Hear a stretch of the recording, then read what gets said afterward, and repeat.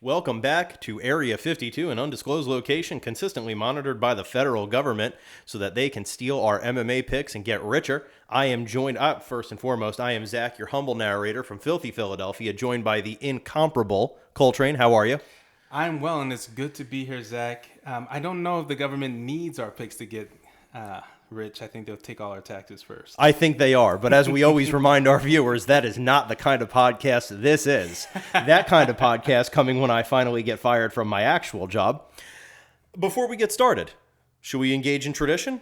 Let's do it. And let's just say this. This is the liquid death you have been provided for being successful in the gentleman's wager. Yes. Special edition here. We've got the hot fudge sundae. Ooh. Let's give that a little toast. Got you. No electrical fires. Boom. That shouldn't be good. Wow. It shouldn't be good. And I'll tell you, there's only one way you would look at this, and this is Van Leeuwen Liquid Death Hot Fudge Sundae flavored sparkling water. Delicious. There exists one possibility that you would look at that and think that would be good. And that is if you are from the southern portion of the state of New York. And I'm talking about from Kings County, Queens County, Nassau, or Suffolk County. And the reason you'd look at that and know that that would be good is because you're aware of a little invention from the 1920s in Brooklyn called an egg cream. Now, an egg cream is essentially chocolate milk with seltzer in it. There are some Sounds horrific. Right. There are some important steps that go into it. For example, you need the soda gun. You need You Bet chocolate syrup. And when I tell you it is the best drink in the world, you can trust me on that. Egg cream. Adding it to my list of things to try. Add it to your list, but don't get too excited about it because when I came to Philadelphia in 2008, I went to a diner, Michael's Diner in Glenside. I asked for an egg cream. The waitress stared at me as if I had three heads. And when I explained to her what an egg cream was and how to make it, she said, "That sounds gross. I'm not making it." Would not make it. Fair enough. That does sound like Michael's Diner, by the way. If you know, you know. If you know, you know. And if you know, you've picked another diner. So, should we get right into the weigh-in? Let's do it. Let's get right down to brass tacks here. We got a fight night event here coming on the heels of an exciting UFC 305 from Perth, Australia. We're getting right back in it with what could be a sleeper card. You want to start at the top? Talk Jared Cannonier versus Caio Borralho? Let's talk about it. Middleweight division, Cannonier coming in at 17-7-0. Borralho coming in at 16-1-0. Cannonier, the tape reveals the deep history that he has in the UFC. Sure. Powerful and heavy hand. Of course, was the middleweight championship contender in 2022, losing to Israel Adesanya, our now since fallen champ yet again. But he did beat Sean Strickland in 2022, so he's definitely got chops even beyond just the past couple years. He beat Sean Strickland in a decision. I like Jared Cannonier. Actually started his fighting career, fun fact, in Alaska, which is just cool. That's wild. Right? That's just kind of awesome. But Caio Borralho, obviously with an impressive 16-1 record. Incredible. Obviously a rising star. What's your lean on this one? I'm leaning Borralho. Okay. Not only because of the record, also because of the age. What we'll see throughout this card is significant age gaps between many of the fighters. I'm talking 10-year age gaps between 4 or 5 of the fights on this card. I don't know what's happening there, but it's definitely... It looks like some of the journeymen are coming out and just fighting some of the new folks to see where the new folks are. That could be what's happening. But Borralho, I'm leaning towards Borralho. He's got that solid all-round style. He's competent on the feet, and he also submitted Ola Chaychuk in 2023. Yep. Yes, I did master saying Ola Chaychuk. You sure did. And he's on the winning streak in the UFC. I mean, he's on a winning streak in general. I think he's won all 14 of his last fights. Sure. And So, his only loss was very early in his career. right. I like that lean. I think Jared Cannonier is one of those guys, if it was going to happen for him, it would have happened by now. Right. I think he's going to be just the classic journeyman fighter. Probably not really going much beyond the high end of the top 10 rankings at middleweight. But Borralho, I think, has a much higher ceiling. For sure. So, like Cannonier a lot, but I like your pick as well. We should also get into a little bit of Angela Hill v. Tabitha Ritchie. We should get into Angela Hill versus Tabitha Ricci. Yeah. Yeah. First of all, I want to mention that there's an even odd split happening here, both -110. So it's a pick 'em. It's a pick 'em. But we pick Angela Hill. Is that you pick Angela Hill? I pick Angela Hill. Let me say it like that. Let me hear why. I just looked at the tape personally, and I think Hill just has more weapons, more tools. When we look at her pedigree, we've got the Muay Thai striker, obviously, a veteran of the sport in comparison to Ricci, coming in at 2017. Lost to Mackenzie Dern, but it's Mackenzie Dern. Sure. And then you got Ricci with the judo base, actually. Very interesting. And I love judo. But Ricci lost to Lupe Godinez. And so there's something that tells me that Ricci needs a little bit more time in the UFC to sort of get seasoned and maybe start challenging some higher level folks. But I think Angela Hill can get it done. I'm going to respectfully disagree. There it is. I actually, and I hate to do it because I love Angela Hill. Fans of the podcast will know, and you may not know because this predates you.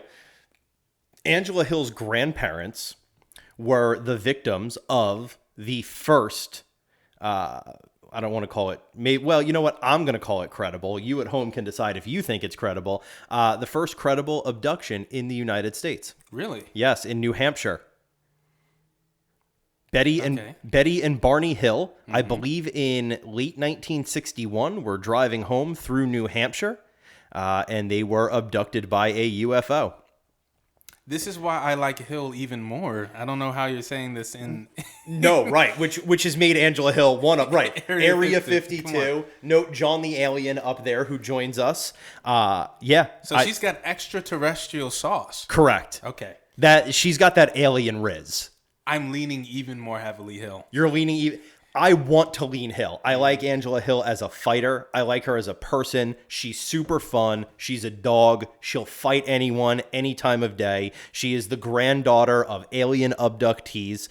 There is a memorial to that abduction in New Hampshire at a gas station, which is actually, fun fact for the viewers at home, John the Alien up there actually comes from that gas station where Betty and Barney Hill were abducted.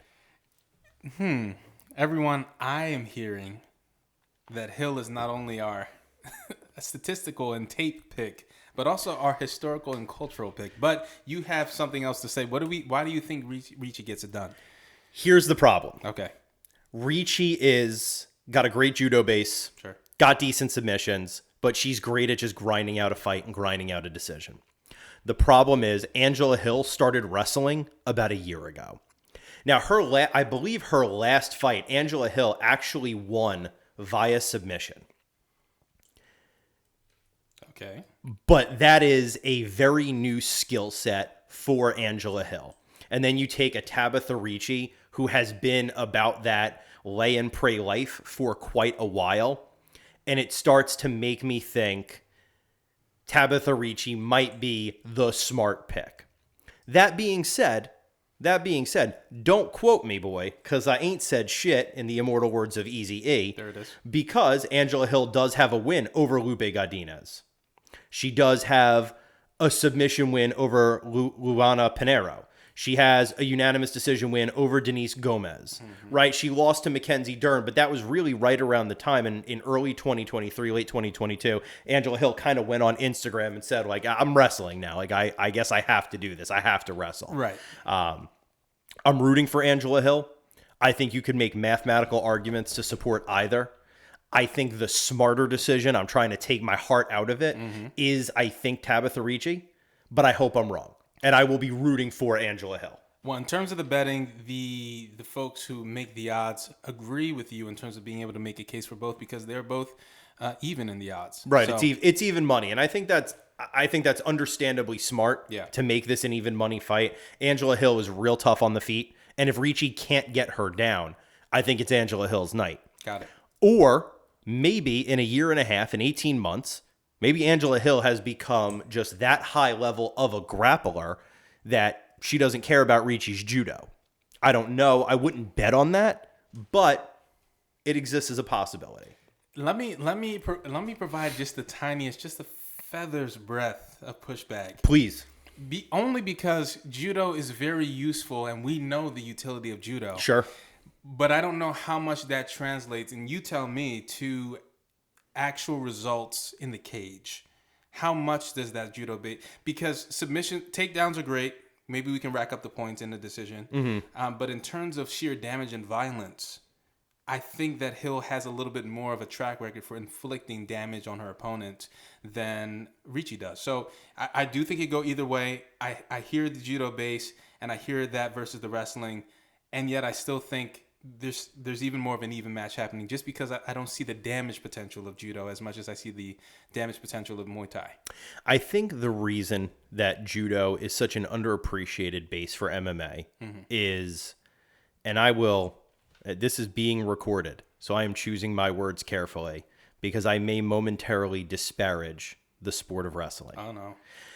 The reason that I think judo has its downfalls for MMA, right? Number one, judo is a sport that is done in the gi. So to take that grab away, to take those holds away, and to have somebody in there like Angela Hill will be in short shorts and a sports bra makes it more difficult. However, check the stats on what Ronda Rousey was able to do with judo and MMA. The other difference that I think that is underappreciated about judo is a system that allows you to get a takedown from a bad position, right? It allows you to be in a less than advantageous position and use it to your advantage.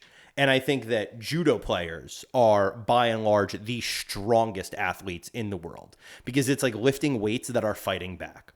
Whereas wrestling can require a bit more precision, judo can get it done in bad situations, which is why I think Tabitha Ricci could be a problem for Angela Hill. Because it's not as if it's a wrestler where really what you're looking for is you're looking for whizzers, you're looking for sprawl and brawl, you're looking for those moments.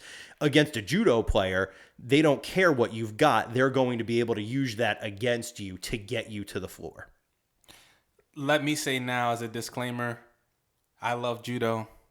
We practice judo together. We do. Shout out to Judo Will at North Star MMA. This is no attack on judo itself.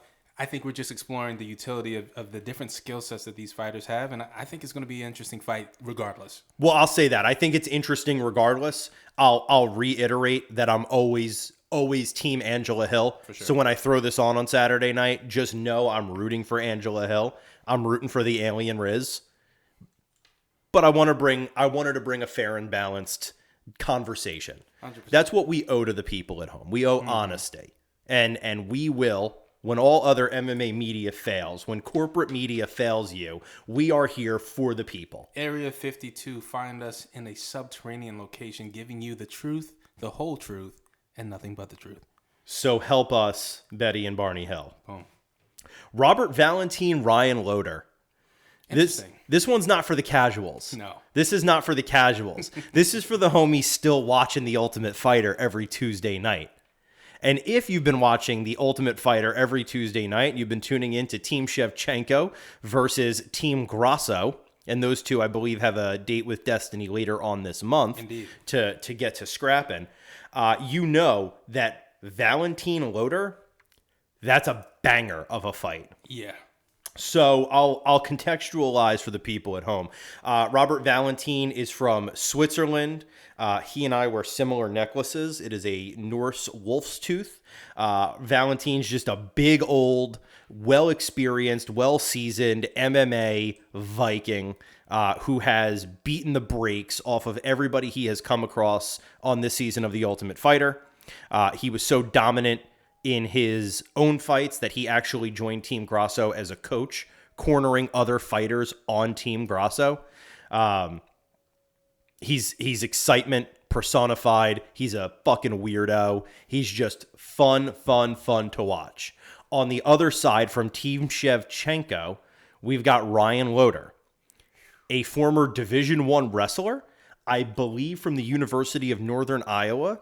So you know he ain't no joke. Corn-fed boy. I like Ryan Loder a lot as a fighter, as a person. I think he's just a really, really cool guy. His wrestling for MMA base is second to none as far as what I've seen from him on The Ultimate Fighter. I think he's got the chops to do this.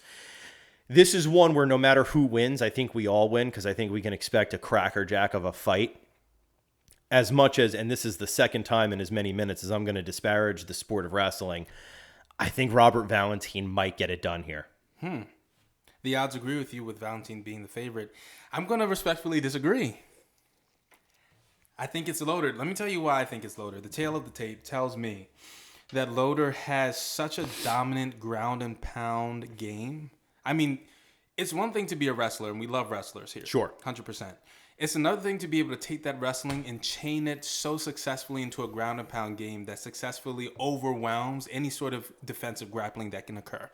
And I've seen that time and time again from Loader. He's 6-1, not a huge sample size, but of what we have, of the tape that we have of Loader fighting, I mean, this guy, he's got the big shots. He's going to try to back you up into the cage and get you down into the ground, and then he's just going to lay it on you. I think he's going to be a scrap either way, similarly to Hill and Ricci, but I think I'm feeling a little bit more confident in Loader getting this done.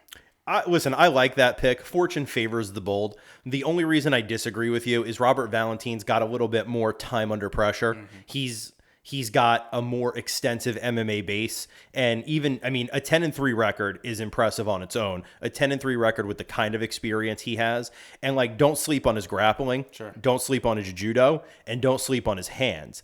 And don't sleep on his ability to make things happen in tough spots. During the semifinals, he was fighting an Irish kid named Paddy from Ireland, who they get into a dogfight with the fists, and it looks like Robert Valentin might be going home. Throws this beautiful judo throw, gets him to the ground, and submits him. Robert Valentin's got a tough submission game, which can be a foil for wrestlers. Sure. I'm leaning Valentin. I'm not hating on the Loader pick. At the end of this, I hope both of these guys end up in the UFC because I think they're both a lot of fun.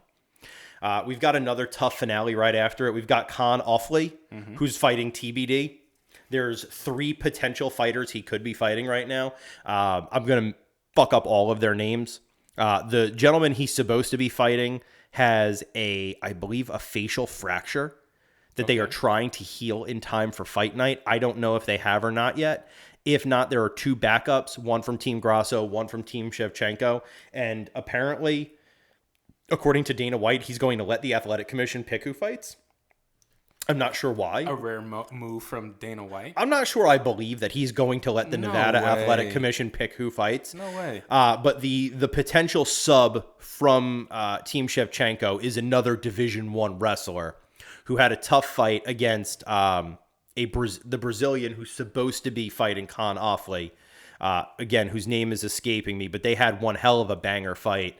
If that kid got a second shot in the finals, I wouldn't be mad about it. I think he was a little unfocused at times on this season of The Ultimate Fighter, so I'd love to see a little redemption for him. But either way, I think that's going to be another fun one. There hasn't been the high-stakes drama that you might have expected from The Ultimate Fighter this season that you've seen in seasons past, right? A la Nate Diaz taking off his shirt, a la Stephan Bonner, Forrest Whitaker putting on what is the greatest fight in MMA history, right? There's, all of those things, right? There was no let me bang bro moments this season. Right. However, from a fighter perspective, they got some crackerjack fighters in this season. It's a good crop. I'm excited to see those 2 finales. You want to spend a minute, talk about Neil Magny taking on Michael Moraes? Let's talk about it. Welterweight division, Magny, heavy ground and pound, UFC veteran. I mean, venerable veteran here. Yeah, venerable. Just 29-12-0. Yeah. Quite a record. Tough guy. Tough. And then Moraes, 16-0-0. Yeah. He's sweeping right now.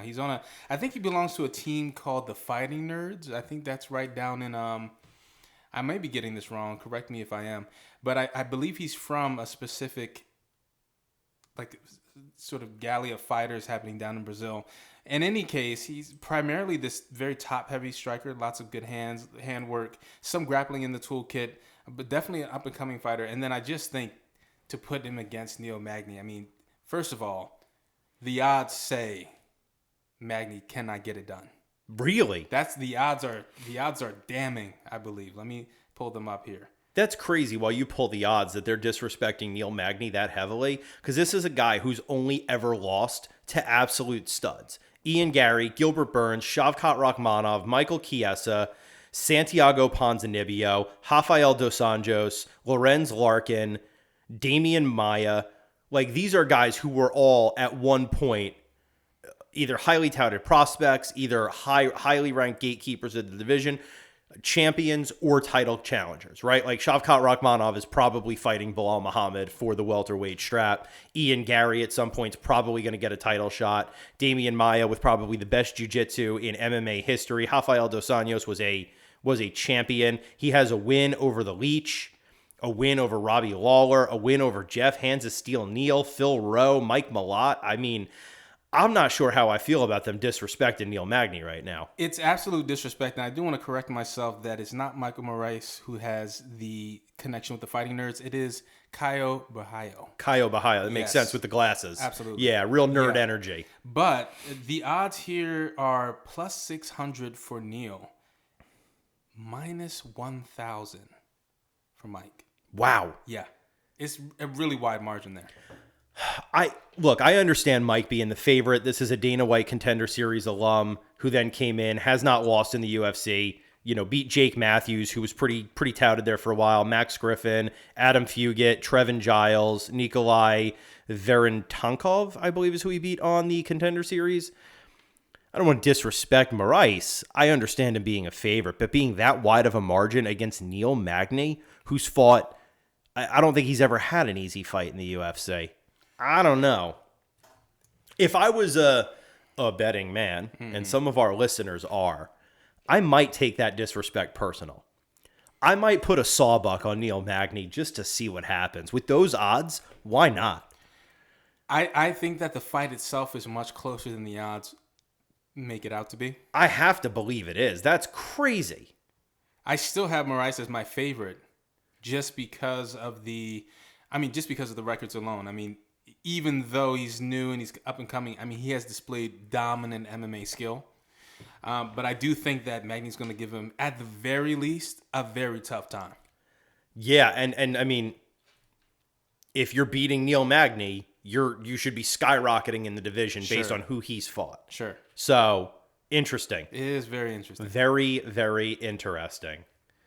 You want to talk GM3? Yeah. Gerald Mearshart taking on Edmund Shabazian? Middleweight division, Shabazian is the favorite. Let's just get that out of the way now. Sure. Shabazian, he's got sort of an inconsistent record lately, actually. If you look at it, you see a lot of flipping back and forth. Not really a dominant run happening here, but an extremely powerful fighter. With those knees, those kicks, those hooks. I mean, it's really, really impressive to watch. And he also has wins by submission, which is when you see a very dominant striker who has a few submissions in his history in the UFC, I think you got to kind of say, hey, a nice, well-rounded fighter, even though the striking is very dominant. Now, Mearshart GM3, excellent grappling. I'm feeling bold this week. Say it. And because I'm feeling bold, I'm once again going to strongly disagree with the odds makers. I'm fading Shabazian. I like GM3 here. Shabazian, I think, has a little bit of a suspect record, right? The people that he's beaten don't really move me. Mm-hmm. And the people that he's lost to, I think, tell me a little bit of a story. Lost to Jack Hermanson. Lost to, no disrespect for losing to Imavov, right? Lost to Anthony Hernandez. Lost to Derek Brunson. Mm-hmm. I don't know. I'm fading Shabazian. I'm leaning GM3 here. I think there's money to be made on the GM3 pick. I think that's very possible. And this was actually really difficult for me to beginner's luck a little bit, because when you look at the matchup here, all GM3 has to do is get past the strikes. And then it's him all the way. On the ground, there's no real battle happening, in my personal opinion. My only concern is that the striking of GM3 is not the best. He fights off the back foot. I can't even say he fights off the back foot. He retreats. He's borderline a Damian Maia-esque fighter. Exactly. Here's a crazy stat for the people at home. In 36 wins, 28 of his wins are by submission. Yeah. Right? He's kind of up there with the Damian Maias and the Paul Craigs, where the action really is one-way traffic with GM3. I mean, he's got 6 KO TKO wins, but that's not his thing. That is not his twist. Right. GM3 though is, I don't know. I'm fading Shabazian here. Okay. I really am. I'm still going to lean Shabazian just because of the competency on the feet, and I think his strategy is don't let him get inside. I Sure. think that's the strategy. Sure. But I think if GM3 can get inside, you're going to hear me sing a very different tune on Saturday if I see that happen. Yeah, I'm kind of leaning GM3. In spite of the two losses to Andre Petrosky and Joe Pyfer, I guess Philadelphia really is kryptonite for the boy from Wisconsin. Does happen. From time to time. But came back earlier this year with a win over Brian Barberina. Face cranked him. So he's not just a submission fighter; he's a mean submission fighter. Nasty. Last person on this card that I think is worth mentioning, because it gets a little flimsy here down at the beginning. Don't interrupt ordering wings for the early prelims on this one. We know you're no casuals if you're watching this show. You're a real one. And so I'm giving you permission. You can miss an early prelim to get yourself a snack. It's okay. For sure. But we do have one more fighter. In the fight right before that, we've got Zachary Reese taking on Jose Medina. I'm in on the Savage. All my chips. I'm in on Zachary Reese. I like this dude. This dude is nuts. I'm a big fan. I like his mullet. I like his fighting style. I like this dude. So exciting to watch. I'm putting all of my eggs in that basket. Is that the pick of the week? I think that's the pick of the week. I like it. Yeah. I have no reason to disagree with it. I'll do you one better. I don't want to disagree with it. No. I want you to be right. Earlier this summer, right? So 2 short months ago, he beat up Julian Marquez. Has a loss to Cody Brundage on a slam, which was tough. Yeah. And before that, he's a Dana White Contender Series alum, beat Eli Arnov. I like this dude. I think he's just got that dog in him. And you know what? He's got that dog, and he's not shown me a lack of skill. Sure. So that to me, his one loss to Corey Brundage, to that slam. I mean, that is as close to a fluke as you can get. Sure. Because for all intents and purposes, Brundage was going down. Yeah. That was a sunken triangle, I believe. He was going down. I agree. He just lifted him up. He had that strength. He put in a last ditch effort, and he slammed him so hard that Reese went unconscious. But I think completely agree. He's got the. And I hate that as an MMA move. 100%. And we could do a whole episode talking about that. Yeah. I hate it. It wasn't good. I'm not going to derail us today. Okay. I'm not going. I won't. I could, but I won't. I watched it and I was like, this is cheese. That's what we used to say. The threat of me derailing us is always prevalent, but just for today, I will be better than the derailment. Fun fact about Zachary Reese, he had one loss in his amateur career on Cowboy Extreme Cage Fighting to none other than Kevin Holland. Look at that. So there you go. I think that's probably about as far as we need to take it with this card. It's, I think it's going to be a decent card. I think they put a decent one together for our 305 refractory period. If you know what that means at home, if you know, you know. So this is our refractory period. For sure. What do you say we get into a little beginner's luck? But before we do, what do you say we check in with our field correspondent for the week, Mike from the Bronx? Let's do it. Let's check in from Mike from the Bronx, and then we'll get back into a little beginner's luck. What you got for us, Mike? What's going on, guys? It is an honor and a privilege to finally be on the 10-8 pod. Zach, I wanted to thank you for asking me to be on. I really appreciate it. We've been talking about this for a while now, so it's awesome to be on in some capacity. So thank you guys for having me. If you guys didn't know, I am the guy that made the logo right there. Been the number one fan probably, or one of the number one fans for a while. I'm sure some people will dispute that. But just kind of helping the guys out in the background to get things going with the logo and stuff. So before I get on with my pick for best bet of the week, couple shout outs. I just wanted to shout out Coltrane. Dude, amazing job on the technical analysis, man. Keep it up. It's something that's much needed. Really appreciate hearing your insights on that stuff when listening to the podcast. Keep it coming, man. Awesome job.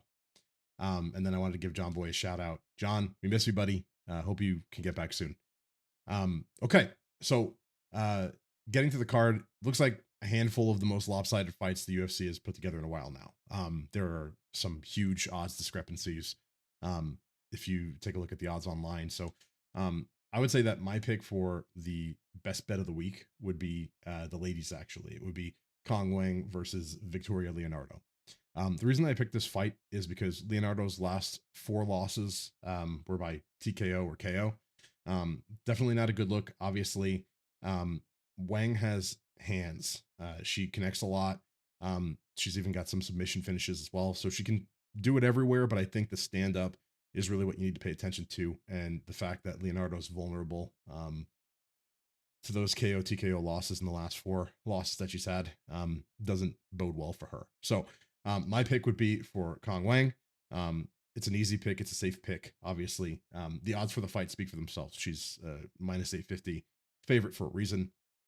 Like I said, she has some hands. I mean, she makes a lot of connects. So pretty sure she's a safe bet for a KO TKO finish. You can probably, make a bet on her winning the fight by KO or TKO. Or you could just make a bet on her winning the fight, period. She can get a sub too. So that's my input on that one. As a bonus, I want to say, don't sleep on Neil Magny. He could maybe throw a wrench into things. It could maybe spoil that fight. So keep an eye out for that. Thank you again, guys, for having me. Look forward to seeing you soon. Thanks again to longtime, probably OG, possibly the first fan of the 10-8 podcast, Mike from the Bronx, for that correspondence pick. Mike, we love you, big dog. We're back here for fan favorite section, beginner's luck. In an effort to keep it honest with the fans, we have not checked our stats yet, but we're going to soon. But we're going to keep going with the picks. 100%. And you are going to give us an honest recounting. You're not going to stuff the ballot box on this one. I never have and I never will. Okay, that's fair. And I think as a man of honor and dignity, I believe that when you say that. 100%. So, that really should not be that good. It's dessert in a can. It really is. And it's low cal. That's 20 calories right there. So if you got a weight cut coming up, but you just need a little something sweet, hit the Liquid Death. It'll get you through. Listen, shout out to 10-8 Pod Fave Fighter from Philly. Tim Green. There it is. Who is a Liquid Death stan. Shouts to Timbo Slice. Let's start at the top of the card here. Jared Cannonier, Caio Borralho. So I got Caio Borralho winning it, taking it all the way. And is he the favorite? He is also the favorite. He's coming in at negative 235 with a Cannonier coming in at plus 190. All right, that's close-ish. It's respectable. Co-main event, Angela Hill, Tabitha Ricci. It's a pick'em. It's a pick'em, both negative 110. I'm going with Angela Hill as we discussed. I know you've got Ricci. You know what? To say that I have Ricci might be a bit of a stretch, but I like it. It's a pick'em. So be it. Robert Valentine, Ryan Loder. Going with Loder. Loder's the underdog coming in at plus 140 with Valentine at negative 170. First dog pick. Come on. Khan Offley versus TVD. I'm just going to go with Khan. You're going to go with Khan. I'm just going to go with Khan. Who knows? Sure enough. Let's go with Khan because if you can't beat anyone else, you can always beat yourself. Exactly. Michael Moraes, Neil Magny. Got Moraes coming out. He's also the favorite at negative 1,000 with Magny coming in at plus 600. Mm-hmm. The odds are just so wild to me. Those are boxing odds. For sure. Yeah. But I am going to go with Moraes. Although I do think if Magny wins, you can make a lot of money. Right. Let me just say it like that. Yeah. If you just got nothing to do. If you feel a bit of spite and you want Magny to get his due and he goes on, he feels that, we may see something else happen. You're doing the laundry, right? You're washing your favorite crocheted blanket. You find a $20 bill there. Maybe throw it on Magny. Why not? If you're feeling bold. If you nasty. Edmund Shabazian, GM3, Gerald Mearshart. Shabazian comes in as the favorite at negative 310 with Mearshart coming in at plus 245. I've got Shabazian because of the striking. Because of the striking. Yeah. I've said all I can say about the GM3 fight. I'm feeling spicy this week. Zachary Reese taking on Jose Medina. I've got Zachary Reese coming in as the... Hold on, let me just get here. The favorite at negative 650 and Medina coming in at plus 425. I've got Zachary Reese. We're Zachary Reese family over here. We are. That's what we're doing. Yeah, I like that. Dennis Bazooka taking on Francis Marshall. First of all, Francis Marshall? I've got Danny Silva here. I have Francis Marshall here. Very interesting. Maybe there was an update in the fight. Perhaps. I'm on Sherdog. Okay, I'm on ESPN.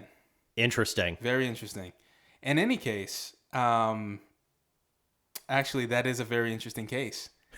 Here's what we'll do. Sure. On this side of the table, I'm going to go with Danny Silva. Yeah. Danny Silva being the favorite at negative 240 with Bazooka coming in at plus 195.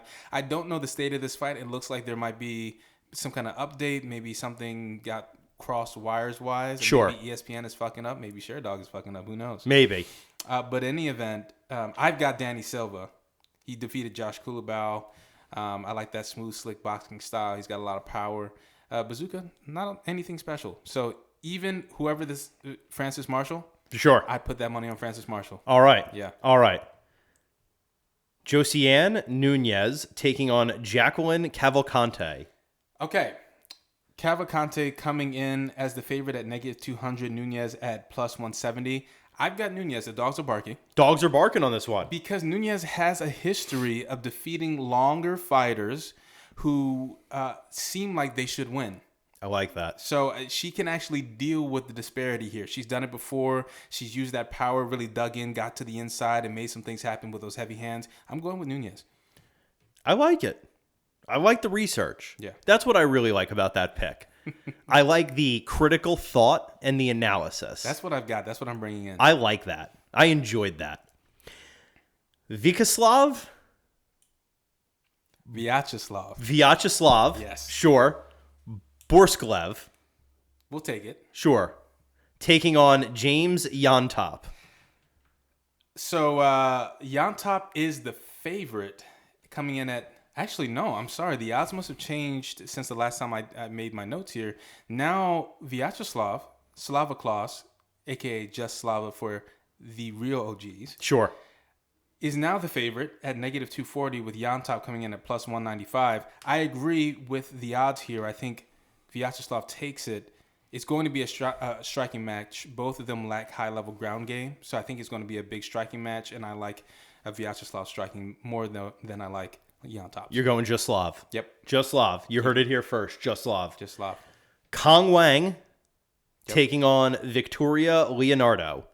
Kong Wang coming in as the heavy favorite at negative 1150 with Leonardo coming in at plus 650. Plus 650 and negative 1150. Now that is listen. a wide line. I agree with the odds here. Yeah? I do. Shocker. Leonardo, listen, mixed bag of wins and losses, a sort of wild style of brawling. It lacks elegance. And in order to win against Kong Wang, I think we have to see a focus of violence and a sort of more technical approach to an otherwise wild fighter. Sure. So it to me, there's a stylistic issue here. Whereas Kong Wang, I mean, only 5 fights. Right. But in those fights, when we look at the tape, that old tape, I mean, she comes from boxing.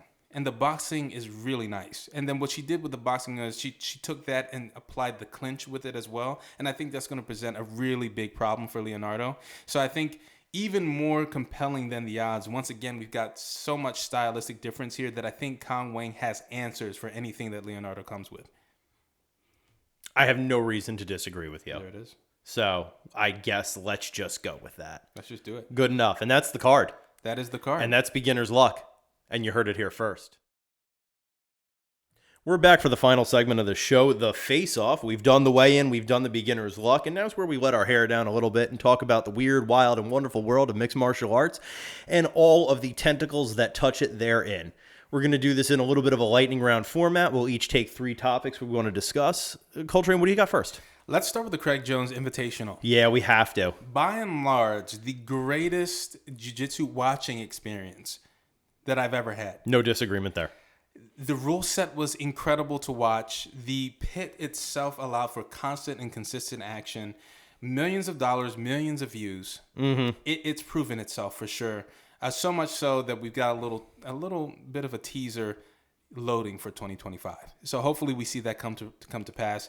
I want to mention just a couple of things from the Craig Jones Invitational. Number 1, Nikki Rod swept with 4 submissions. No room for error. No room for any judge fuckery. Just straight up dominance.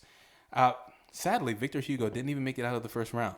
Sadly, shockingly, and we can speak intelligently about the CJI because you and I watched night 1 until 4 o'clock in the fucking morning. 9.5 hours for just the first night. It was wild. It was wild, and I do hope going forward they can remedy that a little bit.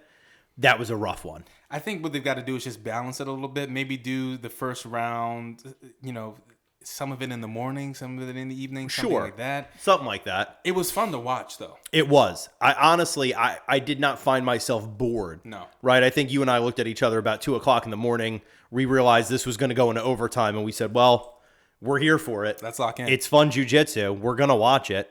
Under 80 kg. The final result, Cade Ruotolo, my favorite fighter of all time.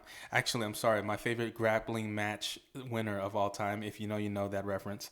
Winning over Levi Jones-Leary in a fairly controversial decision win. Fairly controversial. Yes. I call it unstoppable force meets immovable object. Yeah.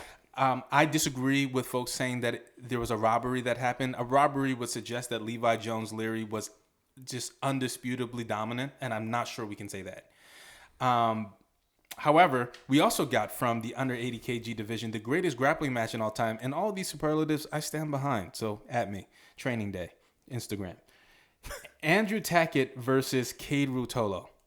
High action, high octane, 15 minutes straight. Yeah, Awesome. Probably one of the best grappling matches there's ever been. For sure. Last little thing here, Bo Nickel in Bo Nickel fashion, bitching about wrestlers and submission grappling. So I think Bo's bitching is tethered to Pat Downey's loss to Adam Bradley. And I think that this is a symptom of perspective. If you watched it from a wrestler's perspective, Pat Downey was on top of Adam Bradley, kind of mauling him for most of the match. If you watched it from a jiu-jitsu perspective, Adam Bradley was playing a solid guard game that Pat Downey could not get past. So it's kind of like who wins out there. Yeah. Number one, I don't know that any other wrestler, short of Nicky Rod, had any other performance. I mean, Jason Nolf had a tough match. Yeah. But Ty shut him down. Right? Kirk Vliet, tough match. Couldn't really do anything from the top position. Right. And, and that is, right, that's the wrestler's foil, right? As a jiu-jitsu guy on his back who knows how to play guard. Go ahead and take me down. You're not going to do anything when we get there. I don't know that I would say that Pat Downey got robbed. I could understand why Pat Downey felt he was the victor. There were a few moments that I thought he really looked good. But again, CJI is a jiu-jitsu tournament. And if you know jiu-jitsu, Pat Downey was going for a head and arm choke inside full guard. You can't do that. That's not jiu-jitsu. Right? That's something you do on day one at jiu-jitsu until a kind-hearted, purple or brown belt comes over and is like, hey, that looks stupid and it's never going to fucking work. And putting some respect on Bo Nickel, I mean, he does have some sort of a point by saying, look at how big name wrestlers are able to come into a submission grappling event and be competitive with lifelong jiu-jitsu guys. But I don't think that it quite equates in the way that he thinks it equates, because he wants to, his sort of response is to have high-level jiu-jitsu guys come into a wrestling tournament, and we all know how that will go. So big shout out to friend of the pod, Hector Torres, jiu-jitsu bud of ours, who kind of fleshed out Bo Nickel's tweet. And Bo Nickel's tweet was essentially an open challenge to any jiu-jitsu competitor who does not have a wrestling background to show up to a wrestling competition and survive the first period of a wrestling competition without getting pinned or tech fauled, and they would win $5,000. Hector fleshed that out into the BNI, the Bo Nickel Invitational. And now I think maybe we got a little bit of fun on our hands. Fuckery, but fun. Sure. Maybe some sort of companion to the Craig Jones Invitational. Maybe some sort of like loser's bracket. Like if you get knocked out of the CJI, you enter the wrestling bracket and you can engage in a 3-round wrestling match. I think there's something there. There is some mining to be done.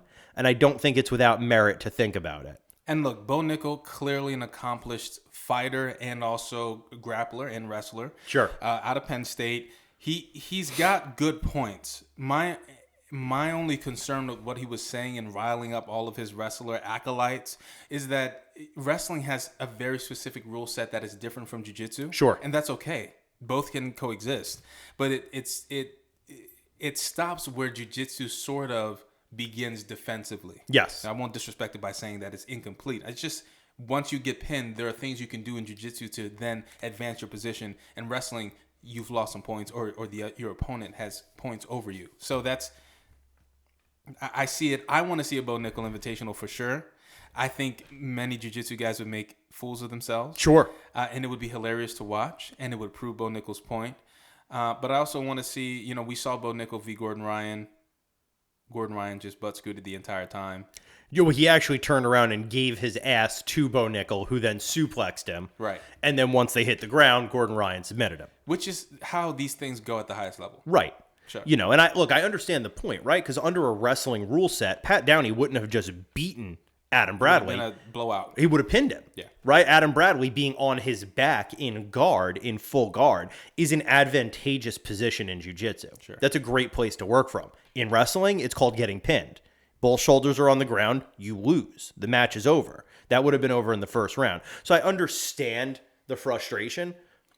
My takeaway, though, is the CJI is a jiu-jitsu competition. What we should do in the future is we should sit down with Coaches Owen and Coach Will, because I think a judo perspective could really be useful here too. Sure. Because that's another entry point to jiu-jitsu that folks have that also has a different rule set and prioritizes different things, but there's a little bit more crossover. And Owen Livesey, as exciting as can be for the two matches he had in the CJI. Exactly. Absolutely. And I understand the frustration, but you have to understand the CJI was a jiu-jitsu competition. Sure. Right? Wrestlers got invited. I think the wrestlers made it more exciting. I think it was exciting to see what Jason Nolf could try to do with Ty Rotolo, and he did his best. Patrick Kirkvliet or Daniel Kirkvliet? Daniel Kirk. Daniel Kirkvliet, same thing. Yep. Pat Downey, same thing. Owen Livesey, same thing. They were really exciting, but in a jiu-jitsu competition, when you meet high-level jiu-jitsu, it's going to win. Yeah. Don't be mad that you don't like the rules. You entered the competition knowing what they were. You knew full well what was happening. Right, and you kind of knew what your path to victory was going to be. It wasn't going to be to wrestle. Right. Because once you hit the ground, you're at a disadvantage. You're going to have to get back up. You can't sit there in somebody's full guard and expect to win. Honestly, my strategy would have been to grab a purple belt and try to get as many purple belt tools as I could as a wrestler and apply those tools, because I think a really high-level a really high-level wrestler with a purple belt is probably a very dangerous dude. Similarly, we see Nicky Rod, who has D3 wrestling. Sure. It's really solid wrestling base with a lot of good jiu-jitsu. Yes. Is a dominant fighter. I mean, that's what's happening. Right. And I mean, if you want to look at a purple belt with a great wrestling base, look no further than ADCC, where Michael Pixley absolutely clowned Nicholas Marigali. That's right. And God, was I happy. It was an excellent moment. So, I'll say BNI was my first round of the Lightning round. I wanted to talk about that. I wanted to talk about the wrestling discrepancy. I think it was worth mentioning. What do you got for round two? UFC 305, just real quick. Jesus Aguilar, if you're listening, hear me now. Thank you for vindicating me. I appreciate you. And you did indeed herald a new era. And so we rode at dawn. We were successful on the battlefield. Oh, he handled business. And now we are taking up our spoils. Yeah, there's nothing to say about that. Yeah. His opponent was not just submitted. He was choked unconscious. And Jesus Aguilar, being a bit of a gentleman, got up and elevated the legs, right. Which is what you're supposed to do. If someone's been choked unconscious, you're supposed to elevate the legs and run blood back to their head. So, love to see a gentleman in the sport. I staked my reputation on him, and he did not disappoint. He did not disappoint you. Who did disappoint, though, Zach? All good things must come to an end. So I guess let's get to round number two. Let us all take a moment of silence, pour one out on the curb for Li Jiang, a.k.a. The Leech, who unfortunately was flatlined this weekend by Carlos Prates. To The Leech. To The Leech. We'll always remember the good times, buddy. That was an impressive pick, and more impressive by Carlos Prates to be the first person to stop The Leech in the UFC. And when he stopped him, he really stopped him. I think he dropped facing the opposite direction that he was facing when he got hit. It was like a cartoonish, like Hollywood-esque knockout. 100%. Yeah, it was there. Just nothing could be done there. Look, The Leech was never going to be the welterweight champion. Sure. Right? That was never going to happen. But he was always going to be kind of a high end of the rankings kind of guy, a gatekeeper kind of guy. Clearly, Prates is about that life. He broke through the gates. He broke through the fucking gates. What do you got for round 3? Well, let's quickly go over the main event of that night, which was Duplessis versus Adesanya. Let's talk. So, listen, this was kind of disappointing. If you're an Israel Adesanya fan, for sure. 100%, but I also think if you're a fight fan, let me tell you why. Please, cook. Our good coach Jackson Galka, head coach over at North Star MMA, okay. He said it best that Duplessis comes in, he has horrific form. He does his timing all wrong. And all of that comes together to be a very dangerous combination because he seems to throw off very technical fighters who are expecting a certain range of movement and motion. And I think that's what we saw here. I mean, he would come in hands over his head, head down, just sort of barreling in. I mean, literally seeing red. He's the seeing red guy. And Adesanya is very composed, very put together, just a beast of a fighter, a point fighter, a very technical fighter. He has some knockouts. And yet, what we saw was very much so Izzy having the match going into the second round? Well, this is what I said Saturday night regarding Dricus Duplessis. Go ahead. I have never seen somebody be so good at being so bad. Right? And that is, North Star MMA shout out. Any other MMA fighter, any other MMA enjoyer, any other MMA connoisseur, right? Everybody has to kind of like it's stuff that you would get corrected on your first day in a gym, right? 100%. His feet are leaving the ground as he is throwing these windmill style haymakers at Israel Adesanya. His takedowns are, I guess, good.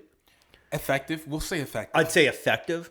Right, but he is just, and I think it's the right analysis, right? Being so bad is what throws off such an accomplished counter striker like Israel Adesanya, because when you're counter striking, you're expecting certain movements, you're expecting to gauge range, direction, things like that. When you have somebody who's just leaping forward with their fists out, how do you gauge that? Yeah, you have to hope that you can stop it, and not only did Israel Adesanya have it going into the second. He looked good on the feet. He was piecing up the body like nobody's business. He was throwing an inside leg kick. He had Dricus looking like he was about to go hands on his knees, winded. New mythical fighter unlocked. Dricus, 4th round Dricus is a new mythical fighter unlocked. It's insane. It's insane. But I do want to give Duplessis his flowers. Sure. Because the sequence leading up to the submission looked beautiful. It was a really crazy entry with some windmilled arms. I think he caught Izzy. Izzy goes sort of tumbling back, still throwing punches. Dricus ducks down beneath the body line, I should say the waist, comes in for the double leg, takes him down, then immediately goes into the back take. Yeah. Literally thrusting his feet into the hook position, forcing this position, and then executing the RNC. I do want to say Izzy does have grappling experience. He does train. I think he's a purple belt. He made the wrong call when defending that RNC. And he even said it so himself in his post-fight interview. The defense did not happen. It was so quick. I don't even know if it was that quick, honestly. I just think he wasn't expecting to be on the ground. And he did not lock into, here's my defense.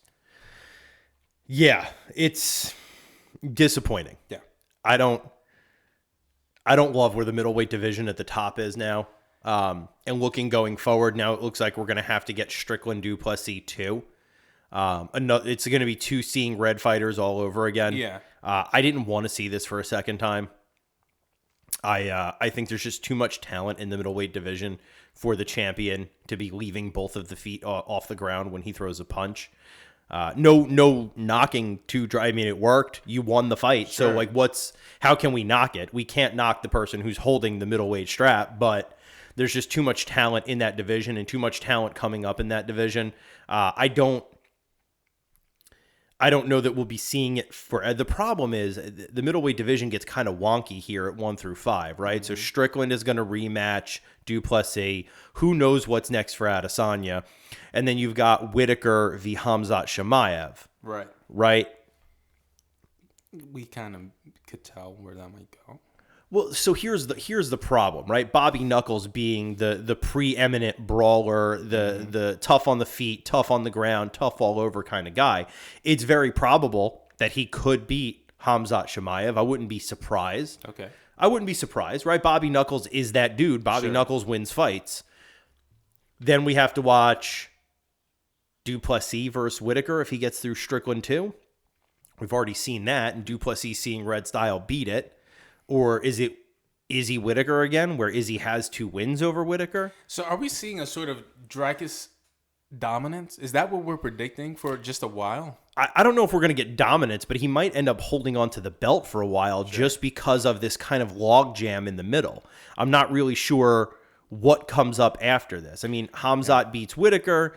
Do Khamzat and Izzy then battle it out for the number 1 contender slot? Does Khamzat go right in to fight the winner of Strickland Duplessis? I don't really know. Here's the wild card, and here's a thought. Pereira comes back down Which he mentioned. and starches Dricus. And then leaves again? And then leaves again. Right. Maybe that could create the vacuum necessary to get people at least moving around, some churn in those upper rankings. But it's a solution that raises more questions than it gives answers. Because what happens if Pereira wins over Dricus? Does he just go right back to 205? Because that 185 weight cut is miserable for him. Right. I don't think he wants to stay in middleweight. But Izzy in the UFC is 1-on-1 over Pereira with a highlight reel knockout of the year contender right in round number 1 in their last fight. So do Izzy and Poatan got to do it again? And if so, what do we do with Whitaker, Khamzat Chimaev? And Chimaev may have a short shelf life as it is. It's hard enough to get this guy into the cage. What are we doing here? And, when you get then even lower into the middleweight rankings, you've got a lot of other guys who are coming up, what do we do with them? We're going to have a little bit of period of just things up in the air. I think we got growing pains. Yeah, that's what's happening. It's funny that this division is sort of mirroring some of the holdups of the heavyweight division, which continues to just... Should we talk about that real quick? Just real quick. Real quick. We always got to touch on it. Let's take just a second. Aspinall's getting mean, and I want him to keep getting meaner. I need him to get just a little... I need him to go straight Ali on Jones and really provoke the hell out of him. Yeah. Listen, at this point, no one wants to see Stipe Jones. Okay, I'm being hyperbolic. Some people may want to see that, but what we need to see is the winner of that fight v. Aspinall, aka Jones v. Aspinall. I don't even need to see the winner of that fight. I just want to see Jones Aspinall. But the longer this goes on, it does not seem that John Jones has any intention of fighting Tom Aspinall. He's kind of pulling a Conor McGregor just a little bit here. To an extent, right? And I can understand Jones' position, right? Jones, has been on a string of tweets talking about how he's the GOAT and he wants to fight the heavyweight GOAT. But at no point has he said, like, fuck you, Aspinall, I'll beat that ass. Right. I'm conspiracy pilled here. Go ahead. I don't think Jones is ever going to fight Aspinall. I don't think that's a huge conspiracy to swallow. I think that's what's playing out. Right. I think it's going to be Jones v. Stipe, and I think they're both going to end up retiring after that fight. I think they're both going to be done. Putting the gloves down on the mats. Can't blame John Jones, but I wish he would just come out and say it. That way we could have Aspinall waiting in the wings. Quite frankly, at that point, make Aspinall the undisputed heavyweight champion. Sure. If you want Jones Stipe, make it a main event, 2 legends going out on their shields, so be it. But make Aspinall the undisputed heavyweight champion and let him start his title reign, and let's let the people coming up behind him get in there. Well, the problem is that Dana White is just a tiny bit too attached to Dana White. Not to John Jones. Are you saying that the dick riding is crazy? The glazing is just irrefutable at this point. The glazing's absolutely irrefutable. It's disgusting. And I don't blame him. No.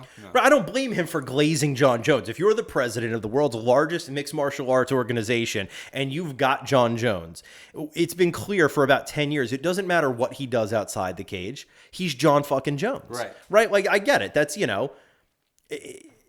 he's your franchise player. He has been since 2010, 2011, right? He's the owner of some of the greatest knockouts and submissions in UFC history. I mean, he is probably the MMA GOAT the Mount Rushmore MMA GOAT. I don't. You could make arguments for a few other people, but I think they fail. My thing is, Sexual Chocolate, aka John Jones' original nickname before he was Bones. So we got Sexual Chocolate, we got Bones, but now we've got Flaccid Chocolate. Okay, this is Flaccid Chocolate. It's really weak. I mean, it's not. This is, you know what it is? This is not champion behavior. This is needs Cialis chocolate. Exactly. Needs it heavily. And I don't think he has any interest in it anyway. John Jones is 37 years old. Let it go. And and he said in a tweet today, right? He's interested in cementing his legacy and then joining Floyd Mayweather and all the other retired GOATs, and he's going to make a movie. And I think that's an excellent choice. But you got to give Tom Aspinall some sort of confirmation that he's the dog. Right. He's chasing a car he's never going to catch. Right. Right. Make him the undisputed champ. Have Jones and Stipe be the main event. And, they don't have a problem making up titles. We have the BMF title. I don't know, make it a GOAT belt. Right. Come out with a belt with a big goat on it that you're going to give whoever this is, and they're both going to retire, and whoever wins gets the GOAT belt to go home with. Honestly, that's not a bad idea. Dana White, if you listen to this, once again, hit us up for ideas. Hit us up for ideas, because these just churn out. I wish I could catch them, and I'm glad we're recording, because I'll forget I said this. You killed that. I'm going to forget I said this. But at the end of the day, right, like, make Tom Aspinall the undisputed heavyweight champion. Sure. Because I just want to see some other people fight for that belt. Yeah. This is just another holdup where it's like the heavyweight division is just so fucking stagnant. Sure. Everything's interim. Everything is title contender. Everything is number one contender because we're waiting for Jones and Stipe. And like, fuck, man, just make that its own thing. Honestly, make it a catchweight bout. Yeah, there you go. Right? Make it a catchweight GOAT bout. Stipe and Jones are going to do the damn thing. I'm guessing at this point Jones runs through Stipe, but who knows? Right. Maybe I'm wrong. Stipe's been gone so long that I feel like we're also really just sleeping on who Stipe was. For sure. Right? And, a tiger is most dangerous when he senses his end is near. Exactly. Right? And maybe that is Stipe. Maybe Stipe's crowning achievement is just flatlining John Jones. I would really love to see that. Now listen, as much as I want folks to get out the way, if Stipe comes up and we get this long-awaited fight and he just starches John Jones. You want to see him fight Aspinall? I want to see him fight Aspinall. I want to see it just so that Aspinall can get that confirmation. Sure. Yeah. And that's fine, right? But whatever it is, Yeah, whatever you're going to do, somebody has to pick a lane. 100%. Because it's becoming boring. Yeah. Right? Watching Aspinall chase a fight and watching everybody around. It's like one person in the room talking about something and everybody else knows it's not happening. And they're all awkwardly looking at each other like, oh, who's going to tell him? Who's going to tell him this isn't fucking happening? Right. That's what this is. So that Aspinall can start carrying himself like the champ. Because although he is the champ in our hearts, he's not yet the champ united in the belt. Correct. Yeah. I could say more. But what more could I say? But what more could I say? Yeah. You got anything else? We should touch on not CJI, a.k.a. ADCC. You want to talk about ADCC? Just quickly, we should just talk about it. Yeah, let me run into the memory banks here. Yeah, please do. I did not watch it, by the way. I'll say I'll keep it very brief. Gordon Ryan won both super fights. He defeated Felipe Pena, and then he defeated Yuri Simoes. The Yuri fight was about 75% one-way traffic for Gordon. Yuri was able to reverse him, get on top for the end, but I don't think that Gordon Ryan was ever in any real danger. Trying to think. I watched the Absolutes. They were interesting. Here's my big takeaway from ADCC the whole time. I mean, comparison is the thief of joy. I was just comparing it to the CJI, and I just didn't feel like ADCC really stacked up this year. Even watching the Gordon super fight. Because I remember 2 years ago watching the Gordon Galvo super fight and being really excited for it, right? Being really excited for ADCC. I watched a lot of ADCC. It was really interesting. This year, not really, didn't really move the needle for me. Yeah. Yeah, it kind of was what it was. Shout out really quickly to, I'm sorry I don't know your last name, but Jocelyn from Droogs, a very... a gym that's very close to our hearts. Sure. Via shout out ISIS. Sure. She came in third in the youth championships. So, someone up in Pottstown, there we go. Someone close to home. Yeah. Bringing home a medal. That's cool. We love to see that. I believe Johnny Flowers from our gym's daughter has competed against one of the ADCC youth winners. That's awesome. That's great. As far as I'm concerned, Johnny Flowers' daughter is number 2 in the world. That's and incredible. I'm not taking notes. Cannonier Duarte won the absolute, so now it's set up for 2 years for him and Gordon to have a super fight. That'll be fun. Cannonier Duarte is a tough customer. I forget Adele's last name, but Adele, I forget her last name. She won the super fight for the women in what was, she beat, I believe she beat Bia Mesquita. Okay. It was not the most exciting match, but Adele made it kind of exciting at the end. Not too much else to say about ADCC. Unconfirmed rumor, John Jones was paid $50,000 to be at ADCC. Sure. We can't confirm it. We're not a reputable news source. However, we are a reputable culture source. We are. So know that is in the air. A lot of pictures of Gordon Ryan and John Jones. John Jones looking faded, as we used to say. I don't know what the current word still is. say it. Do we say faded? We still say he faded. He looked faded. Yeah, he looked crossed. He looked a little crossed? Okay. Yeah. He looked a little off his feet. Mm-hmm. Yeah, he looked like he was gone off that yak. Is that the look of a champion? I don't know. I got to tell you, it hasn't been. Right, that archetype hasn't worked out well because Conor McGregor doesn't. I don't think he's ever coming back. Last time I saw, he was at bars, first playing hard to get with random people, and then bringing them possibly home. Yes. Yeah. Rumors. I think our goats are retiring. I think so too. And at this point, I just wish somebody would rip the Band-Aid off. If it's not going to happen, if we're not going to get a resurgence of McGregor, a resurgence of Jones, let's put it to bed. Let's let the new blood in. Why not? Anything else? That's it. I guess there's only one thing left to do. Call your mother. Tell her you love her. We're out of here.